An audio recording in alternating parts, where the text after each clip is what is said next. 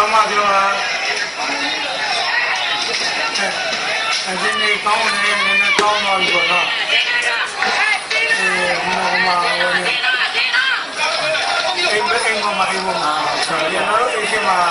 ဟောပါတော့အိမ်ကမှာဒီလိုရောင်းနေတော့ဆက်တယ်ဒါပရိဘက်ကိုလုံးမရ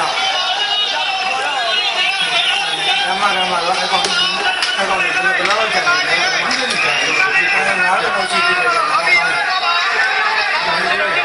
ဟုတ်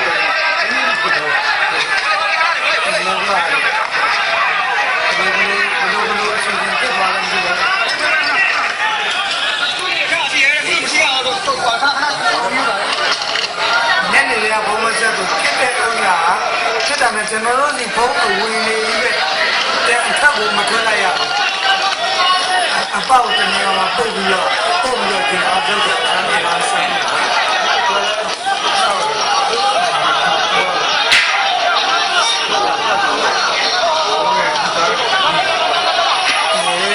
ကျန်ဝါဆက်တယ်အကြီးသေးသားဆက်တယ်ရှမင်းဆက်တယ်သသားလေးဆက်တယ်တေးသေးဆက်တယ်မြို့မောင်ညွတ်ဆက်တယ်အဲ့ဒါလေးကျွန်တော်ဖြေးနေတယ်ဒီကြားထဲမှာကျွန်တော်တို့ဟိုနေဒါကြီးတဲ့ကိုက်ထုတ်တာကြီးတဲ့ကျွန်တော်ဘက်ကပုံခေါ်လို့မရအောင်ဘိုင်းချတယ်လို့ဖြစ်လားအဲ့လိုဖြစ်နေတော့ဒီခေါ်လို့ဖြစ်